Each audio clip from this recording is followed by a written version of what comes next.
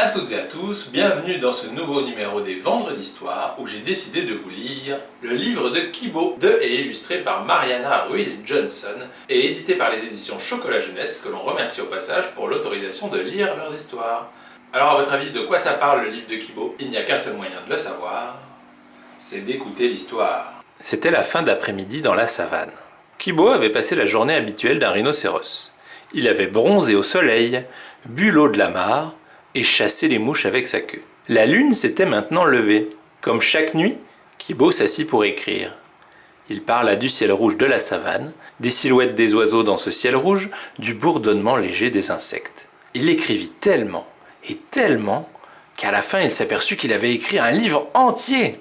Perché dans les branches d'un acacia, Naki la cigogne avait tout lu. Cette nuit-là, elle descendit de l'arbre et du bout de son bec attacha les pages dans une belle couverture jaune.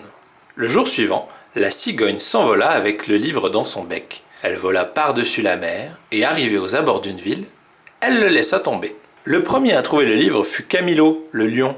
L'odeur du livre lui rappelait celle de la savane où il était né. Il le ramena chez lui.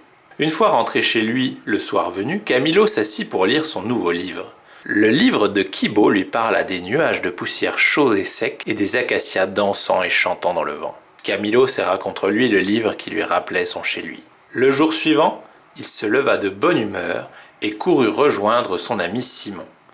Ils partirent ensemble pique-niquer au bord de la rivière. Tandis qu'ils mangeaient, Camilo raconta des histoires sur la savane. Avant de le quitter, Camilo donna à Simon son livre jaune. Le jour se couchait sur la ville, avec en bruit de fond le murmure des passants et des klaxons des voitures. Simon s'assit sur sa terrasse pour lire son nouveau livre. Le livre de Kibo lui parla de l'énorme soleil brûlant et de la fraîcheur de l'ombre, et des cris des bêtes dans la nuit. Alors il attrapa sa guitare et joua, inspiré par ce pays lointain. Quelques jours plus tard, Simon alla au cinéma, où il fit la connaissance d'une jolie poule rousse du nom de Valentine. Après le film, ils prirent un café ensemble, et Simon offrit à Valentine son précieux livre. Comme Valentine devait prendre l'avion pour aller voir son cousin, elle emmena le livre avec elle pour le lire pendant le vol. Le livre de Kibo lui parla de la danse des zèbres, des flaques d'eau reflétant le soleil, du parfum de l'herbe jaune. Le pôle Nord était encore plus blanc et plus froid qu'on le dit. Valentine embrassa Nanook, son cousin, et la première chose qu'elle fit ensuite fut de lui donner le livre. Ce soir-là, pendant que Valentine dormait, Nanook s'assit dans sa chaise pour lire. Il feuilleta le livre de ses griffes blanches. La nuit tombait sur le pôle Nord. Des nuages glacés survolaient la banquise. Le blizzard caressait sa fourrure. Réchauffé par la savane, Nanook étira ses jambes et referma le livre qu'il venait juste de finir. Le livre de Kibo. Fin. Alors, ça vous a plu?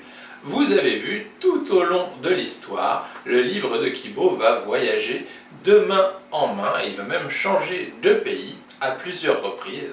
Mais il n'y a pas que le livre qui voyage, parce que tous les personnages qui vont l'avoir lu s'imaginent à chaque fois être dans la savane, parce que Kibo l'a très bien décrit. Et ça fait partie des pouvoirs un peu magiques des livres, c'est que grâce à notre imagination, ils nous permettent de voyager, de vivre des tas d'aventures et autres en fonction de ce que raconte l'histoire. On peut même parfois frissonner aussi si on lit des histoires qui font un peu peur, avec du suspense, etc.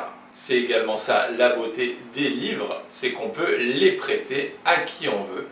Donc ils peuvent avoir plusieurs vies dans les mains de plusieurs personnes différentes et également qu'il y en a pour tous les goûts.